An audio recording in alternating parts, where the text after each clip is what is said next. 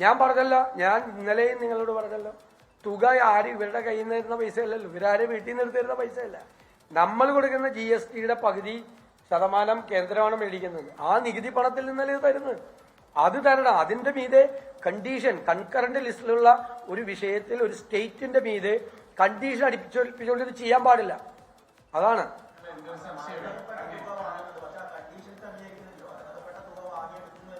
അല്ല, ആ കണ്ടീഷൻസ് അംഗീകരിച്ചുകൊണ്ടാണ്, ഇപ്പോഴത്തെ കണ്ടീഷൻസ് മുഴുവൻ അംഗീകരിച്ചുകൊണ്ടാണ് ഒപ്പിടുന്നത്. ഒപ്പിട്ടത് ഇപ്പോഴാണ്, ഇപ്പോഴത്തെ ഈ ആ കണ്ടീഷൻസ് അംഗീകരിക്കില്ല എന്നാണ് വേറെ സംസ്ഥാനങ്ങൾ പറയുന്നത്. അല്ല, അതിൽ ഈ കണ്ടീഷൻ അക്സെപ്റ്റ് ചെയ്യില്ല എന്ന് പറഞ്ഞു. കണ്ടീഷൻ അക്സെപ്റ്റ് ചെയ്യില്ല, കണ്ടീഷൻ നിർബന്ധിച്ച പൈസ കിട്ടില്ല. മനസ്സിലായില്ലേ?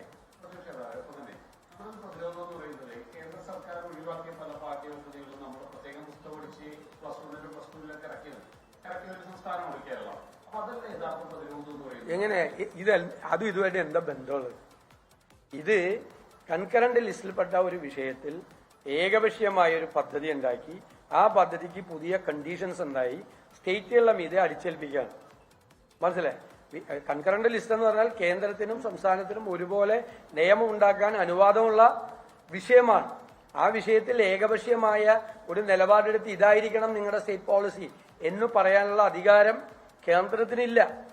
മനസ്സിലായില്ലേ? കേന്ദ്രത്തിനില്ല. ആ ഇല്ലാത്ത അധികാരമാണ് ഉപയോഗിക്കുന്നത്. അതാണ് കോൺഗ്രസ് അതിനെ പാർലമെന്റിലും പാർലമെന്റിന് പുറത്തും എതിർത്തത്. താങ്കൾ പറയുന്നത് വേറെ പാഠപുസ്തകം അടിച്ചതൊക്കെ വേറെ കേസാണ്. ഇതിലെ കണ്ടീഷൻസ് വേറെയാണ്.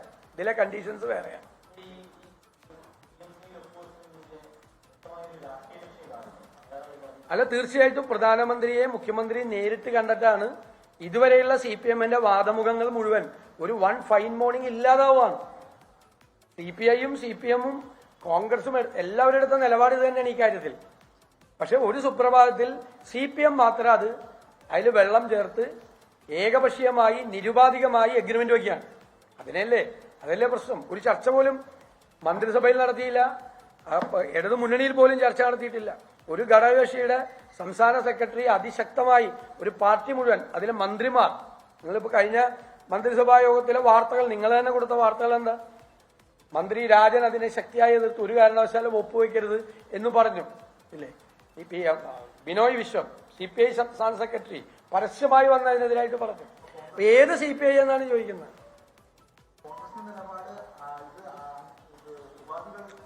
നിരുപാധികം ഇത് ഒപ്പുവെക്കരുതെന്നാണ്. മറ്റു കണ്ടീഷനിലെന്താ? പണം നമുക്ക് അവകാശപ്പെട്ടതല്ലേ. കേന്ദ്രം ഒരു പദ്ധതി ഉണ്ടാക്കുമ്പോൾ ആ പണം എല്ലാ സംസ്ഥാനങ്ങൾക്കും അവകാശപ്പെട്ടാണ്. നമ്മൾ നികുതി കൊടുക്കുമല്ലേ, നമ്മൾ കൊടുക്കുന്ന നികുതി പണത്തിൽ നിന്നല്ലേ ഇത് തരുന്നത്. അത് വേണ്ടാന്ന് പറയേണ്ട കാര്യമില്ല. പക്ഷേ ഈ കണ്ടീഷൻസ് അക്സെപ്റ്റ് ചെയ്യാൻ പറ്റില്ല. ഈ പറയുന്ന കണ്ടീഷൻ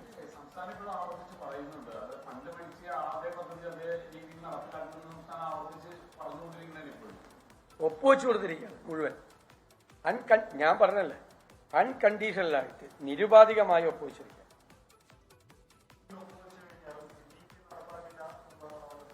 അല്ലല്ല, അവരുടെ ആ എഗ്രിമെന്റിൽ, ഇവർ ഒപ്പുവെച്ച എഗ്രിമെന്റിൽ നടപ്പാക്കണമെന്നുണ്ട്. ഇപ്പോഴത്തെ എഗ്രിമെന്റ് മനസ്സിലായി? അതുണ്ട്.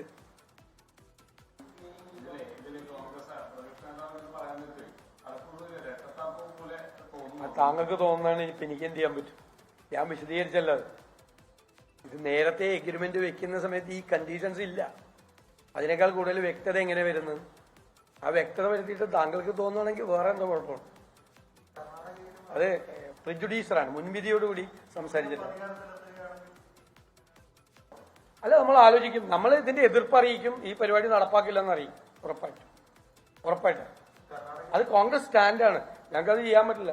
കർണാടക ഗവൺമെന്റും തെലങ്കാന ഗവൺമെന്റും അറിയിച്ചിട്ടുണ്ട് പുതിയ കണ്ടീഷൻസ് വന്നപ്പോൾ ഈ നിബന്ധനകൾ അംഗീകരിക്കില്ല. അതുകൊണ്ടാണ് നമ്മളെ കോൺഗ്രസിന്റെ ദേശീയ തലത്തിൽ AICCയുടെ ഒരു സ്റ്റേറ്റ്മെന്റ് വന്നത്, ഇത് അടിച്ചേൽപ്പിക്കരുത് എന്ന് പറഞ്ഞുകൊണ്ട്. സ്റ്റേറ്റിന്റെ മീത് അടിച്ചേൽപ്പിക്കരുത്, ഇത് നിയമവിരുദ്ധമാണ്, ഭരണഘടനാ തത്വങ്ങൾക്ക് വിരുദ്ധമാണ് എന്നുള്ള നിലപാട് കോൺഗ്രസ് എടുത്തതുകൊണ്ട് ഒപ്പോസ് ചെയ്തോണ്ട്.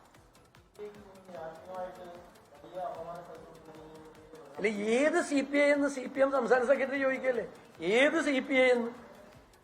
എന്നിട്ട് അപമാനം സഹിച്ചുകൊണ്ട് അവരെ അതിൻ്റെ അകത്ത് തുടരുവാണോ? അത് അവരാലോചിക്കട്ടെ. ഞങ്ങൾ അവരുമായിട്ട് ചർച്ചയും കാര്യങ്ങളൊന്നും നടത്തിയിട്ടില്ല. അവര് പൊളിറ്റിക്കലായിട്ടുള്ള തീരുമാനം എടുക്കേണ്ടത് അവരാണ്, രാഷ്ട്രീയ തീരുമാനം എടുക്കേണ്ടത് അവരാണ്. അല്ല, നമ്മൾ അങ്ങനെ ഒരു പൊളിറ്റിക്കലായിട്ടുള്ള ഒരു ഡിസിഷൻ ഒന്നും എടുത്തിട്ടില്ല. അത് അവരാണ് തീരുമാനം എടുക്കേണ്ടത്, CPI ആണ് തീരുമാനം എടുക്കേണ്ടത്. ഈ നാണക്കേട് സഹിച്ച് LDFൽ തുടരണോ വേണ്ടോ എന്ന് തീരുമാനിക്കേണ്ട അവരാ. ഞങ്ങൾ അതിനെക്കുറിച്ച് അല്ലാതെ വരട്ടെ, അവരുടെ ഒരു തീരുമാനം പറയട്ടെ. അവരിപ്പോ ഒരു മുന്നണിയിലെ ഘടകകക്ഷിയല്ലേ, നമ്മളത് അങ്ങനെ പറയാൻ പാടില്ല. അവർക്ക് അവരുടേതായ ഒരു ക്രെഡിബിലിറ്റി ഉണ്ട്. അവര് തീരുമാനം പറയട്ടെ, അപ്പൊ ഞങ്ങളുടെ അഭിപ്രായം പറയും. തീർച്ചയായിട്ടും ഇത്രയും നാണക്കേട് സഹിച്ച് ഏത് പാർട്ടിയാണ് ഇങ്ങനെ നിൽക്കുന്നത്? ഏതെങ്കിലും പാർട്ടി ഒരു മുന്നണിയിൽ നിൽക്കുക, അവര് പറഞ്ഞിട്ട് അവരോട് കേന്ദ്ര നേതൃത്വം ഉറപ്പ് കൊടുത്ത് ചർച്ച ചെയ്യാന്ന്, അവരുടെ മുന്നണിയിൽ ചർച്ച ചെയ്യാന്ന് ഉറപ്പ് കൊടുത്തു.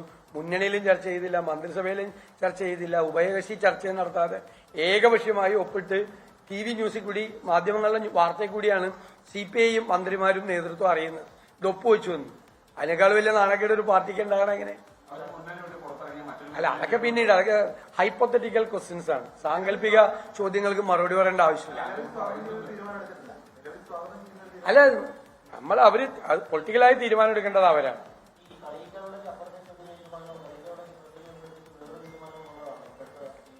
അല്ല, ഇത് ഇരട്ടത്താപ്പാണ്.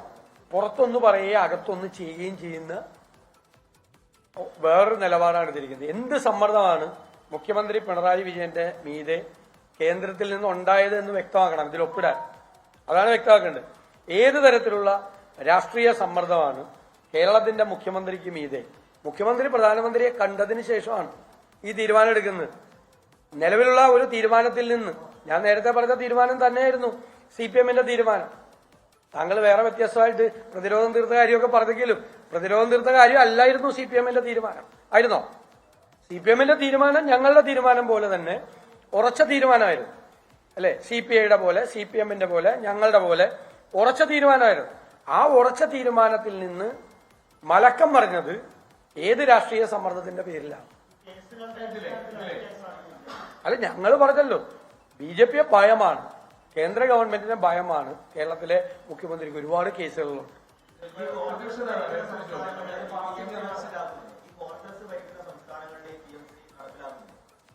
അല്ല, ഇപ്പൊ അത് കണ്ടിന്യൂ ചെയ്തുകൊണ്ടിരിക്കുകയാണ്. അപ്പൊ ഈ പുതിയ കണ്ടീഷൻസ് വെച്ചപ്പോ ആ കണ്ടീഷൻസ് നമ്മൾ ഒപ്പോസ് ചെയ്തു. ആ കണ്ടീഷൻസ് പറ്റില്ല എന്ന് പറഞ്ഞിരിക്കുകയാണ്. അവര് ചിലപ്പോ പൈസ തടഞ്ഞു വെക്കും. അപ്പൊ നോക്കാം. അല്ല, അതല്ല, ബോർഡ് വെക്കണതിനൊന്നും കുഴപ്പമൊന്നുമില്ല. ഇപ്പൊ കേന്ദ്ര ഗവൺമെന്റിന്റെ ഒരു പ്രോജക്ടിന്റെ ബോർഡ് വെക്കണതിന്റെ കുഴപ്പം നമ്മൾ വെക്കാറുണ്ടല്ലോ, സാധാരണ വെക്കാറില്ല, നേരത്തെയൊക്കെ വെക്കാറ്. അതല്ല ഇഷ്യൂ, ബോർഡ് വെക്കണതല്ല ഇഷ്യൂ. കേന്ദ്രത്തിന്റെ ചില പൊളിറ്റിക്കൽ അജണ്ട ഈ പദ്ധതിയിൽ കൂടി അടിച്ചേൽപ്പിക്കുകയാണ്. അങ്ങനെ ചെയ്യണം, ഇങ്ങനെ ചെയ്യണം എന്ന് പറയാൻ പൈസ കൊടുത്തുകൊണ്ട്. അതാണ്, അതിനെയാണ് ഈ പുതിയ കണ്ടീഷൻസ് ആണ് വെച്ചത്. ആ കണ്ടീഷൻസിനെ എതിർത്ത്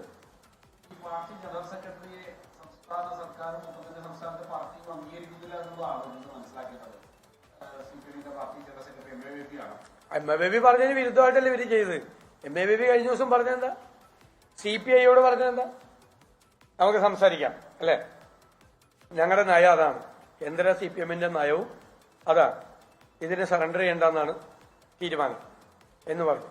അതെല്ലാം കാട്ടിൽ പറത്തി. ഏത് കേന്ദ്ര കമ്മിറ്റി? ഈ സംസ്ഥാന കമ്മിറ്റി നിയന്ത്രിക്കുന്ന കേന്ദ്ര കമ്മിറ്റിയല്ലേ അവിടെ ഉള്ളത്? ഈ മുഖ്യമന്ത്രിക്ക് മീതെ ഏത് കേന്ദ്ര കമ്മിറ്റിയുള്ളത്? അത് വ്യക്തമായില്ല ഒന്നും കൂടി. അല്ല, ഞാൻ ചോദിച്ചത് അല്ല, മനസ്സിലായല്ലോ. അദ്ദേഹം പ്രധാനമന്ത്രിയെ പോയി കണ്ടിട്ടാണ് CPMന്റെ അഭിപ്രായത്തിൽ വെള്ളം ചേർക്കുകയും മലക്കം പറയുകയും ചെയ്തത്. അത് വ്യക്തമാണ്. സംഘടനാപരമായ കാര്യങ്ങളാണ്. അത് നിങ്ങൾ KPCC പ്രസിഡന്റിനോട് ചോദിക്കാം, അദ്ദേഹം പറയില്ല. ഞാൻ അത് പറയാൻ കോമ്പിറ്റന്റ് ആയ ആളല്ല. എല്ലാ ദിവസവും ഇപ്പോൾ പറഞ്ഞുകൊണ്ടിരിക്കുക.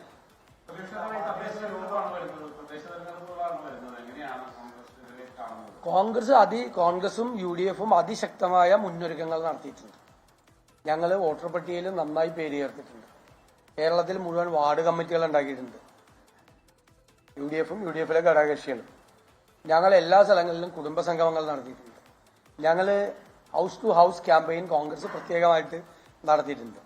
ഇപ്പോൾ UDFന്റെ സീറ്റ് വിഭജന ചർച്ചകൾ ജില്ലാ തലങ്ങളിൽ ആരംഭിക്കുകയാണ്. ഇലക്ഷന്റെ നോട്ടിഫിക്കേഷൻ വരുന്നതിന് മുമ്പ് UDFന്റെ സീറ്റ് വിഭജന ചർച്ചകൾ പൂർത്തിയാകും എന്നാണ് ഞങ്ങൾ കരുതുന്നത്. ഇലക്ഷൻ നോട്ടിഫിക്കേഷൻ വരുന്നതോടുകൂടി അതാത് ഘടകകക്ഷികളുടെ അവരുടേതായ മാനദണ്ഡങ്ങൾ വെച്ചുകൊണ്ടുള്ള സംഘടനാപരമായ കാര്യങ്ങൾ അതാത് ഘടകകക്ഷികൾ തീരുമാനിക്കും. എന്റെ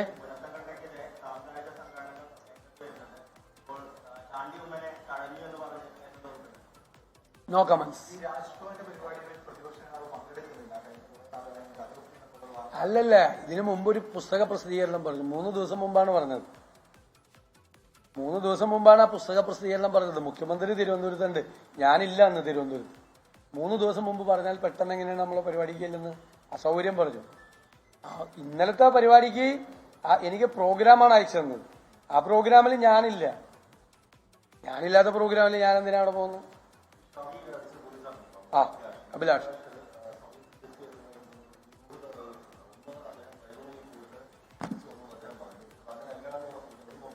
ഒന്നര വർഷം മുമ്പ് തിരുവനന്തപുരം സിറ്റി പോലീസ് കമ്മീഷണർ അദ്ദേഹത്തെ ഡിസ്മിസ് ചെയ്യാനുള്ള ഉത്തരവിറക്കിയതാണ്. ആ ഉത്തരവിന്റെ കൂടെയുള്ള ആളുകളൊക്കെ ഇപ്പോഴും സർവീസിന് പുറത്താണ്. ഇയാൾ 1.5 വർഷം കഴിഞ്ഞ് എങ്ങനെ സർവീസിൽ തിരിച്ചു വന്നു? ഒന്ന് CPM-ന്റെ സഹയാത്രികനാണ്. വഞ്ചിയൂര് CPM-ന്റെ പാർട്ടി ഓഫീസിൽ എപ്പോഴും പോയിരിക്കുന്ന ഒരാളാണ്. അറിയപ്പെടുന്ന CPM-കാരനാണ്. സർവീസിൽ വന്നിട്ടും സർവീസിൽ ഉണ്ടാകുന്നതിന് മുമ്പ് CPM ആയിരുന്നു. അപ്പൊ അയാളെ, അതായത് ഒരു ലൈംഗിക അപവാദ കേസിൽ പണം മേടിച്ച് അത് ഒതുക്കി തീർത്തു എന്നുള്ള ഗുരുതരമായ ആരോപണമാണ് അയാൾക്ക് എതിരെയുള്ളത്. ഗുരുതരമായ ആരോപണം. ആ ആരോപണത്തിലാണ് അന്നത്തെ കമ്മീഷണർ ഇയാളെ പുറത്താക്കാൻ തീരുമാനിച്ചത്, ഡിസ്മിസ് ചെയ്യാൻ തീരുമാനിച്ചത്. ആ തീരുമാനത്തെ അട്ടിമറിച്ച് ഇയാളെ തിരിച്ച് സർവീസിൽ കൊണ്ടുവന്നു. അയാളെ കൊണ്ടാണ് ഷാഫി അടിപ്പിച്ചത്. അതിലൊരു ഗൂഢാലോചന, ക്രിമിനൽ ഗൂഢാലോചന ഷാഫി അടിക്കുന്നതിന്റെ പിന്നിലുണ്ടായിരുന്നു. ഇയാളാണ് അത് ചെയ്തത്.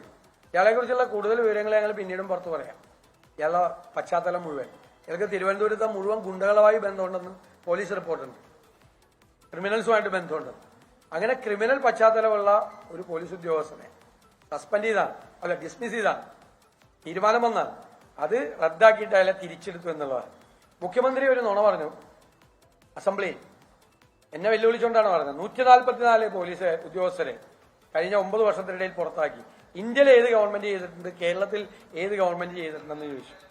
ഞങ്ങൾ പോലീസ് ഹെഡ്ക്വാർട്ടേഴ്സിൽ വിവരാവകാശ നിയമപ്രകാരം ചോദിച്ചപ്പോൾ ഇതുവരെ ക്രോഡീകരിച്ചിട്ടില്ല എത്ര പേരെ പുറത്താക്കിയെന്ന്. അറിയാവുന്ന ഞങ്ങൾക്ക് 14 പേരെ പുറത്താക്കിയ കാര്യം അറിയാം. ഈ 14 144 തെറ്റിദ്ധരിച്ച് പറഞ്ഞാണെന്ന് അറിയില്ല. അതിൽപ്പെട്ട ആളുകളെ ഇനി തിരിച്ചെടുക്കുന്നത്. ഗുരുതരമായ കുറ്റകൃത്യങ്ങൾ ആരോപിക്കപ്പെട്ടിട്ടുള്ള ആളുകളെയാണ് സർവീസിൽ നിന്ന് ഡിസ്മിസ് ചെയ്യുന്നത്, സർവീസിൽ നിന്ന് പുറത്താക്കുന്നത്.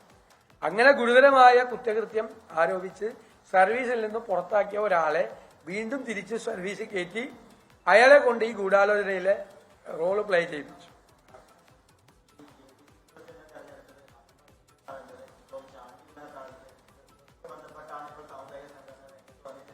അത് സംഘടനാപരമായ കാര്യങ്ങളാണ്. അതിൽ ഞാനെന്തിനാ കമന്റ് പറയണത്?